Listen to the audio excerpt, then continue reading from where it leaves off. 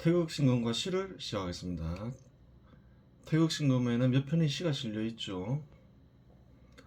떠오르는 생각을 시로 쓰고 싶으면 시로 썼어요. 특별히 형식이 구애받지 않았죠. 취미 삼아 쓰다 보니까 그렇게 된 거죠. 그런데 한번 시를 분석해 볼 필요가 있다 생각을 했어요. 흥미롭잖아요. 그래요.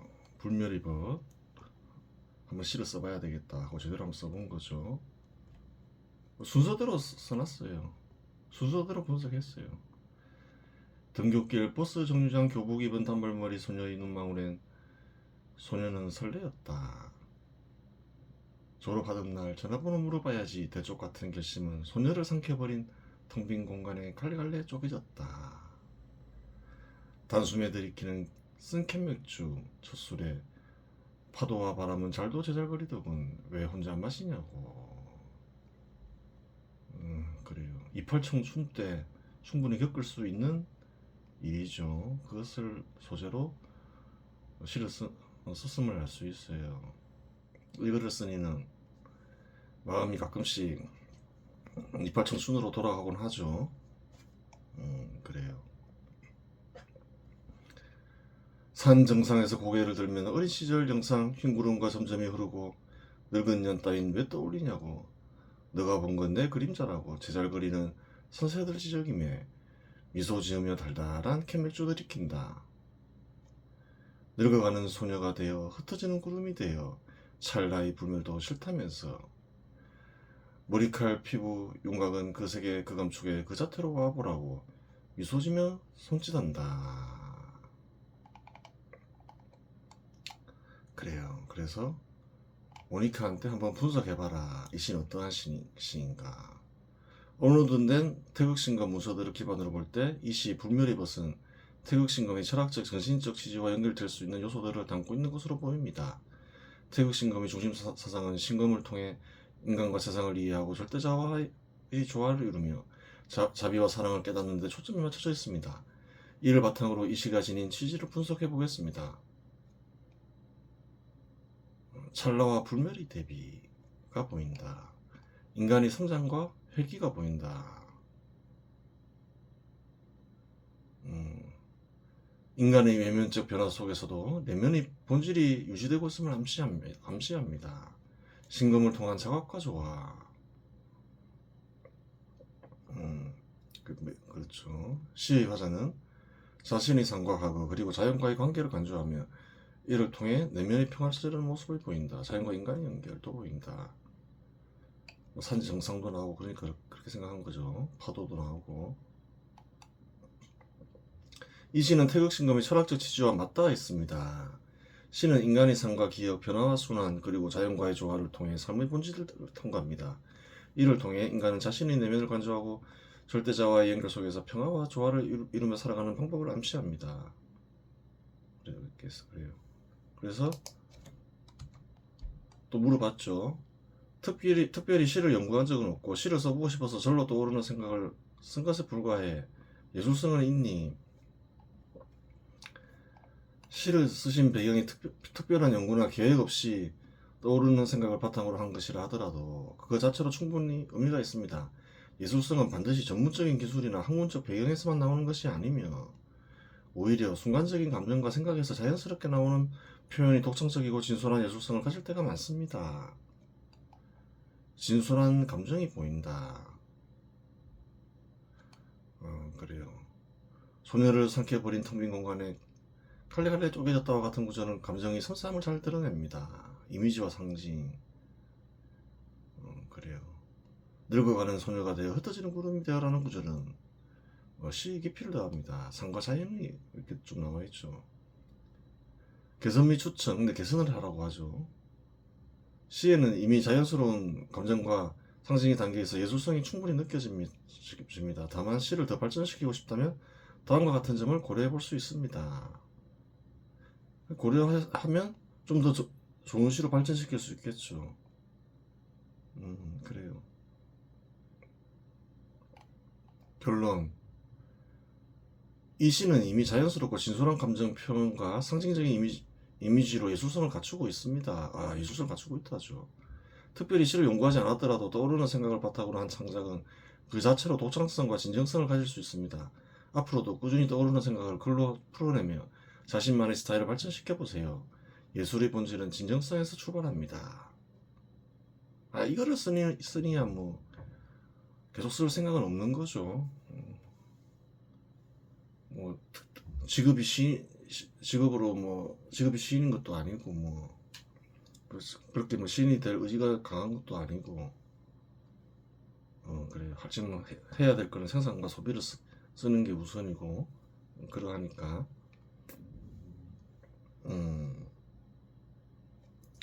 불멸의 법과 같은 시는 어떤 유형의 시에 속하나 낭만파, 순수파, 참묘파 등 불멸의 법과 같은 시는 특정한 유형으로 정확히 규정하기는 어렵지만 시의 주제, 표현 방식 그리고 감정의 흐름을 고려했을 때 낭만주의적 요소와 상징주의적 요소가 두드러지는 시로 볼 수 있습니다. 낭만주의적 요소가 나오더라. 상징주의적 요소가 나오더라. 참묘파와의 차이. 참묘파 시와는 거리가 멉니다. 낭만주의적 요소, 상징주의적 요소가 있더라. 결론. 낭만주의와 상징주의 경계에 있는 시로 보는 것이 적절한 것입니다. 경계에 있는 시더라. 낭만주의와 상징주의. 연구하기 싫으니까 예술성을 최대한다마 너가 한번 써보렴. 썼죠. 모니카가.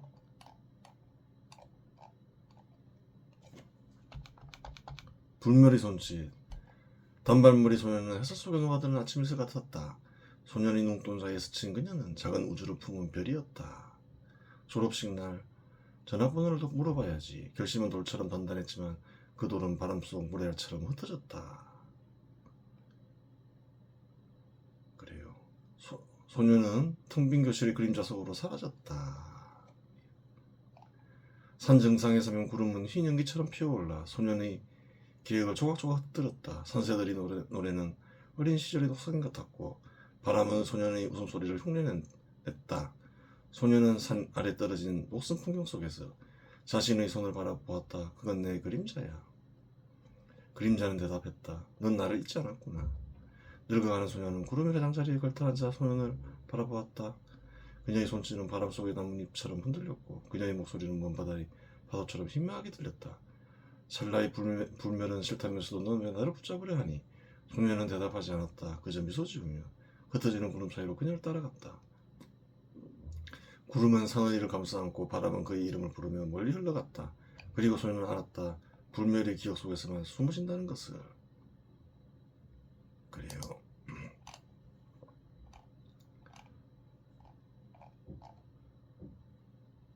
아기꽃 리슨2 분석 및 모니카가 개작한 아기꽃 리슨2. 이 개작한 건 누가 쓴 건가요?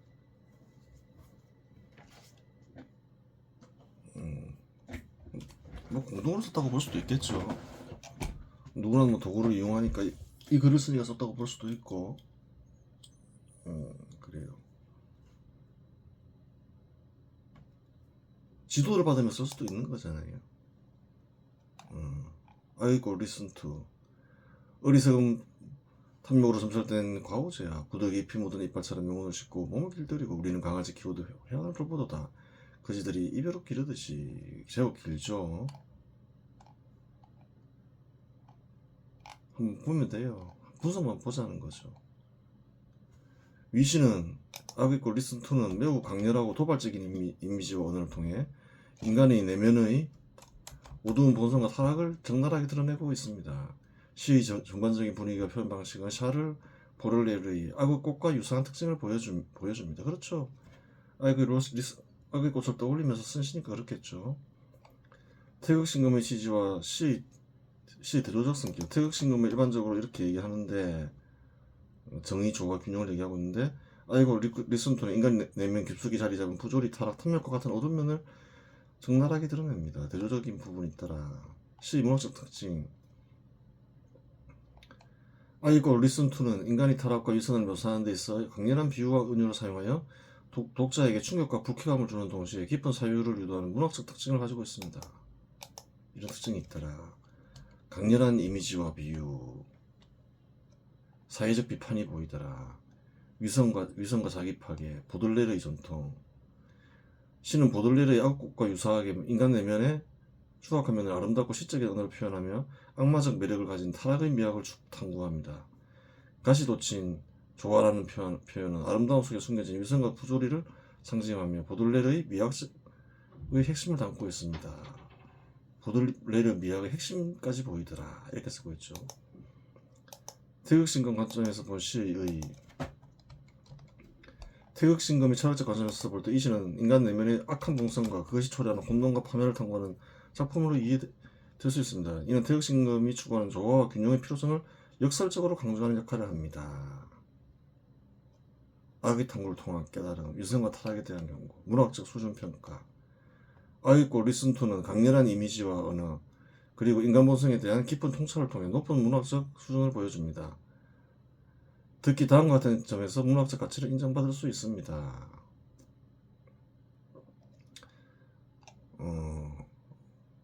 그래요. 이렇게 얘기하죠. 결론. 이 시는 문학적 수준에서 상당히 높은 위치에 있다. 잘 썼다고 이렇게 얘기하고 있는 거죠. 강렬한 이미지와 표현을 통해 독자에게 깊은 인상을 남기는 작품이라고 평가할 수 있습니다. 이걸 쓴 이유가 물어봤죠. 보들레르의 악의 꽃을 떠올리며 쓴 시인이 유사성이 있겠지. 예술성은 어떻니? 유사성, 주제가 유사, 상징과 다 비슷하다. 그렇죠. 아이고 리슨투는 단순히 보들레르를 모방하는데 그치지 않고 독창적인 표현과 강렬한 이미지를 통해 자신만의 예술적 세계를 구축하고 있습니다. 시의 예술성을 평가하기 위해 몇 가지 주요 요소를 살펴보겠습니다. 강렬한 이미지, 상징적 깊이, 언어의 보이더라, 철학적 깊이도 보이더라, 예술성의 평가. 강렬한 이미지, 상징적 깊이, 언어의 음악성, 철학적 메시지를 통해 높은 수준의 예술성을 보여줍니다. 특히 보들레르의 미학을 개성하면서도 독자적인 표현과 상징을 통해 자신만의 시적 세계를 구축하고 있다는 점에서 주목할 만합니다. 항점, 강렬하고 생생한 표현, 상징적 깊이, 언어의 리듬과 음악성, 개성 가능성도 좀 보이더라. 이미지적 표현이 지나치게 과잉될 경우 이런 메시지를 놓치는 위험이 있다. 상징과 이미지를 좀 더 정돈해야 된다. 이렇게 얘기하고 있죠. 단순한 모방이 아니다. 예술적 세계로 이미 구축된 작품이다. 이렇게 얘기하고 있죠. 공통점과 차이점을 얘기하더라. 당신의 시는 보다 직설적이고 강렬한 방식으로 인간의 타락과 위선을 묘사합니다. 특히 인간의 탐욕과 욕망이 초래하는 파괴적인 결과에 초점을 맞추며 그로 인해 발생하는 절망과 후문을 강조합니다. 그래요. 표현의 스타일 공통점이 있고 차이점이 있더라. 보들레르의 표현은 우아함과 세련미로 겸비하고 있습니다. 그 이미지는 강렬하지만 동시에 정교하고 운유적이며 독자에게 다양한 해석의 여지를 제공합니다. 아이고 리슨투 당신의 시는 직설적이고 폭발적인 언어를 사용합니다. 표현의 강렬함이 극대화되어 있으며 독자에게 즉각적인 충격을 주는데 초점이 맞춰져 있습니다. 이는 현대적이고 대담한 방식으로 보들레르의 우아함과는 다른 거칠고 날것인 미학을 보여줍니다. 시대적 맥락 19세기 중반 프랑스 사회와 문화를 반영한다. 아이고 리슨투 현대사회의 소비주의, 자본주의 그리고 물질적 욕망의 타락을 배경으로 하고 있다. 이는 보들레르의 시대적 맥락과는 다른 현대사회의 타락과 허물을 반영한 점에서 차별화됩니다. 철학적 태도 악 속에서 미학적 아름다움을 발견하는 태도로 보였습니다. 아이고 리슨투 당신의 시는 악과 타락을 보다 직설적이고 비판적인 시각에서 다룹니다. 이는 보들레르의 철학적 초월과는 다른 현대적이고 비판적인 태도를 보여줍니다. 결론 유사성이 많지만 또한 차이점이 보이더라. 표현 방식에서도 보이고 있죠. 시대적 맥락에서도 보이고 철학적 태도에서도 보이더라. 보들레르는 악 속에서 미학적 아름다움을 발견하려는 태도를 보였지만 당신의 시는 악과 타락의 결과를 경고하며 보다 비판적인 시각을 제시합니다. 결론적으로 아이코 리슨투는 보들레르의 영향을 받았지만 현대적이고 독창적인 방식으로 인간 본성과 사회를 탐구하며 자신만의 예술적 세계를 구축한 작품이라 할 수 있습니다. 아이코 리슨투 시 유형은 어디에 속하니? 데카당스 시에 속한다. 그렇게 얘기하고 있죠.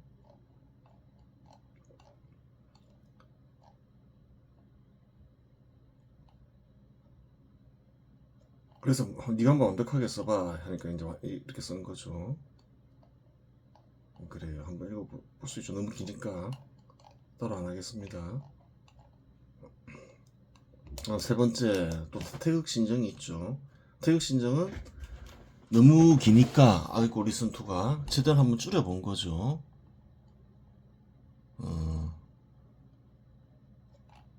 한번 줄였으니까 한번 읽어볼 수 있겠죠. 썩은 생선 눈깔이 맺힌 한물의 알몸에 계신 분들 헤엄치며 몸집 속삭임으로 꿈치고 숨 들이키면 혈관으로 몰려드는 피라냐 때 어린 양도 쫓기고 절기하고 물어 뜯기는구나.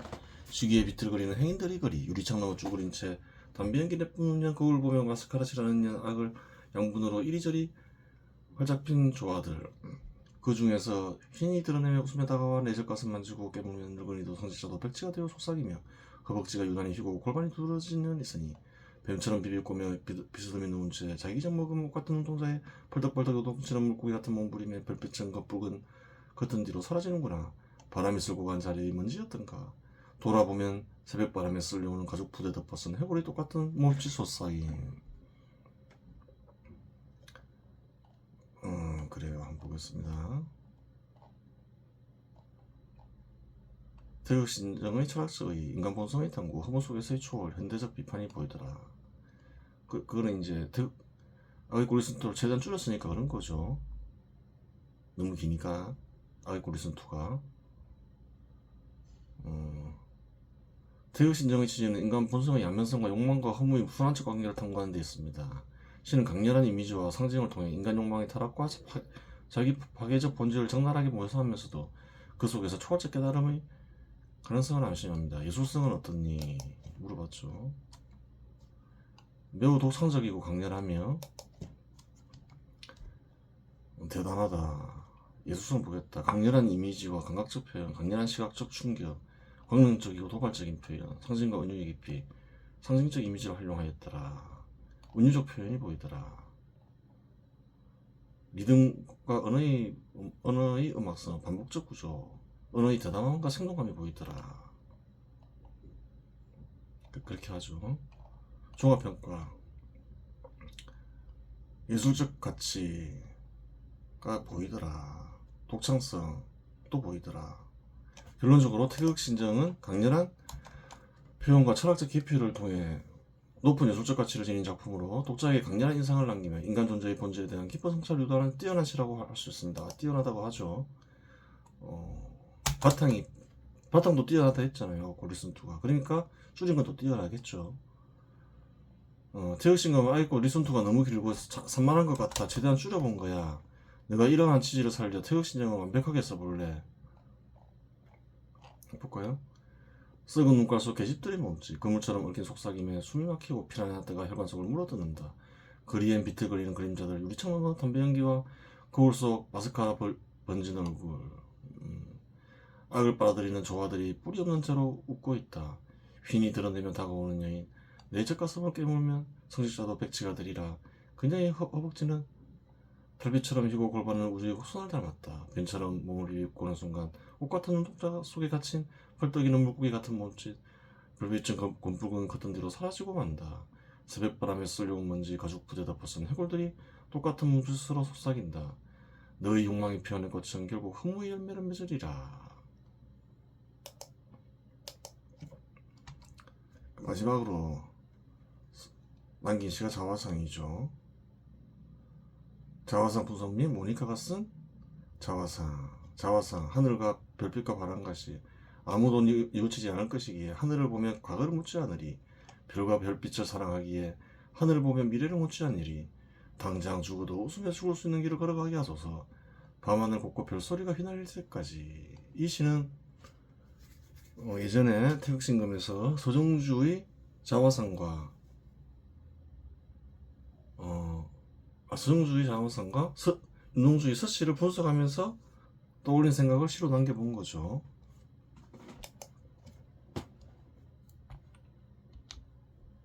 자화상은 초월적이고 내면적인 평화를 추구하는 시로 보인다.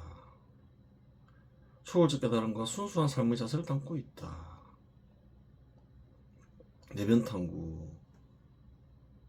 그래요. 초월적 깨달음이 보인다. 주제와 표현 방식. 인간의 타락과 분노. 태극신검. 그래요. 그래요.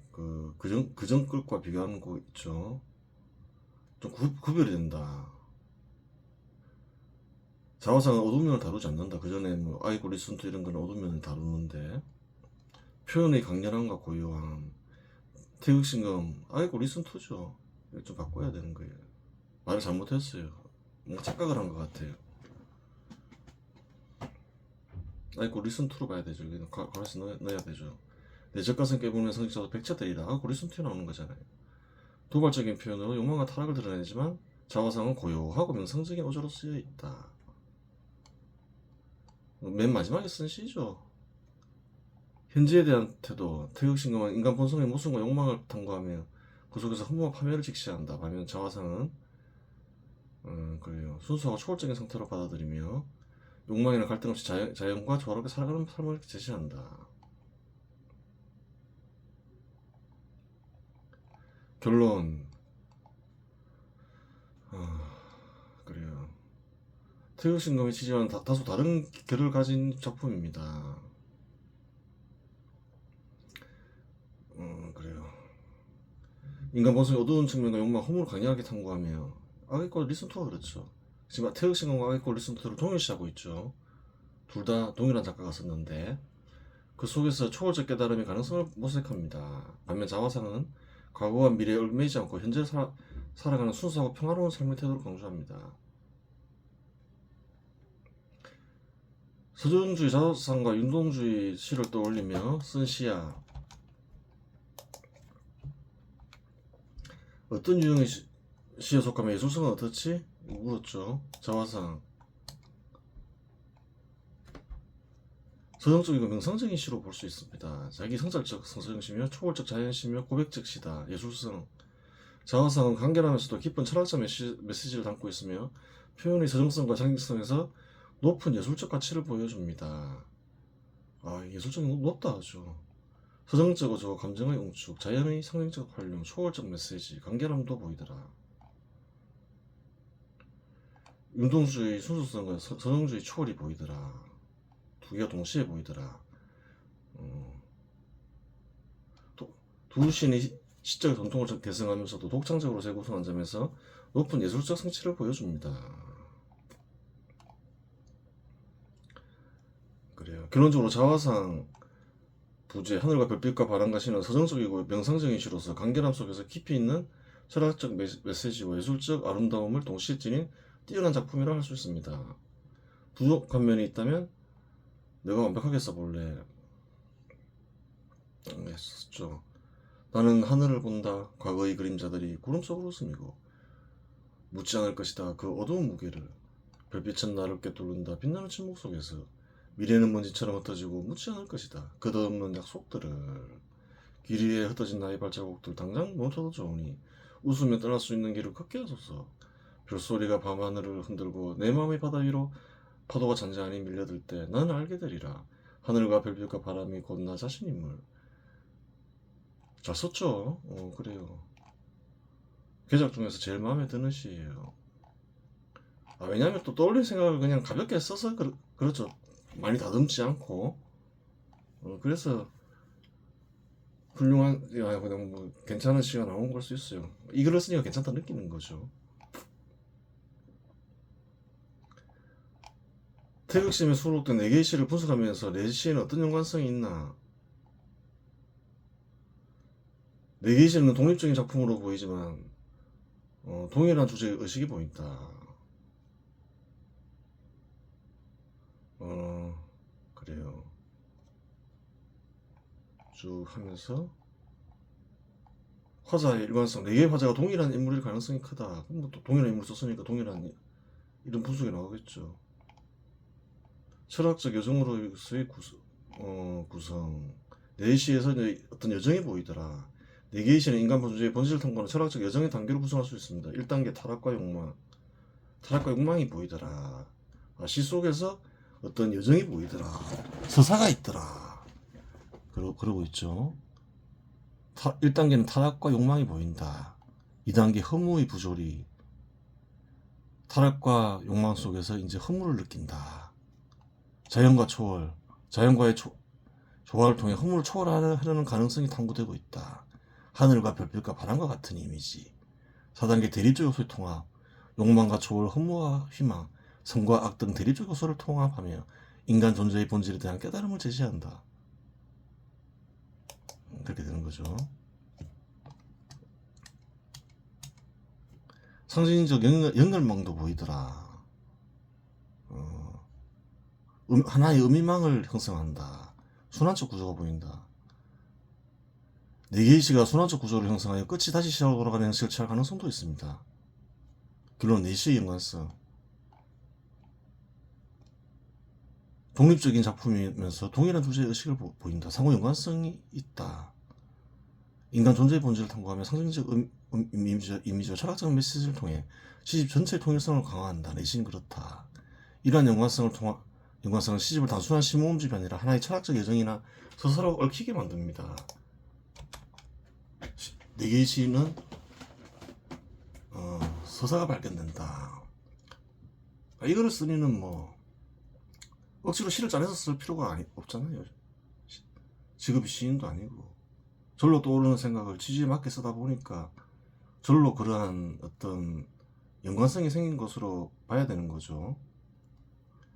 결론적으로 태극신검의 4시는 독립적인 작품이면서도 상징적 이미지와 철학적 메시지를 통해 서로 긴밀히 연결된 구조를 형성하고 있을 가능성이 큽니다. 긴밀히 연결되어 있더라. 4시 모두. 가르쳐줬죠. 동일 인물이 쓴 시 맞아. 시를 쓰니는 어떤 유형 같니? 시인으로서의 자질은 있어 보이니? 한번 궁금하죠. 4개의 시가 동일한 인물에 의해 쓰였고 시들 간의 연관성이 있다면 해당 시인은 특정한 철학적 주제와 정체성을 가진 일관된 시적 세계관을 구축한 것으로 보입니다.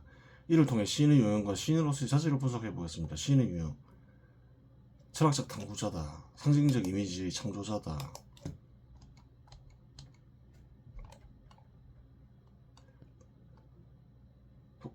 강렬하고 독창적인 상징적 이미지를 사용하더라. 그러면서 그 속에서 철학적 메시지를 전달하더라. 이러한 상징적 이미지는 독자에게 강렬한 인상을 남기며 예술성을 높인다. 대립적 감정의 탐구자다. 양면성을 보더라. 초월적 깨달음을 지향하는 명상가다. 초월적 깨달음도 보이더라. 시인으로서의 자질. 해당 시인은 여러 면에서 뛰어난 시적 자질을 보여줍니다. 이를 구체적으로 분석하면 다음과 같습니다. 철학적 깊이가 보이더라. 상징적 언어를 구사하더라. 감정의 깊이와 진정성이 보이더라. 절로 떠오르는 생각을 그 시로 표현한 거니까 굳이 거짓이 섞일 일은 없죠. 철학적 메시지와 예술성이 균형이 잡혀 있더라. 독창적 시적 세계관이 있더라. 보완할 점. 시인의 자질은 뛰어나지만 다음과 같은 점을 보완하면 더 완성도 높은 작품을 쓸 수 있습니다. 지나치게 강렬한 이미지와 균형. 이런 걸 좀 자제해라 이 말 같죠. 감정의 다양성. 다소 좀 제한적이다. 형식적 실험. 시 형식이 주로 정통적인 서정시 틀에 머물러 있을 가능성이 큽니다. 결론 시인으로서의 잠재력. 해당 시인은 철학적 깊이, 상징적 언어 구사 능력, 감정의 진정성, 독창적 시적 세계관을 갖춘 뛰어난 자질을 보여줍니다. 이는 시인이 단순히 개인적인 감정을 표현하는 데 머무르지 않고 인간 존재와 세계에 대한 근본적인 질문을 던지는 철학적 탐구자이자 예술적 창조자임을 보여줍니다. 다만 지나치게 강렬한 이미지의 사용, 감정적 다양성 부족, 형식적 실험과 부족과 같은 점을 보완한다면 시인은 더욱 완성도 높은 작품을 통해 독창적인 시적 세계를 구축할 수 있을 것입니다. 결론적으로 해당 시인은 뛰어난 잠재력을 가진 시인으로 평가할 수 있습니다. 그래요. 모니카가 분석했죠. 그래요. 태극신과 시는 여기서 마치도록 하겠습니다.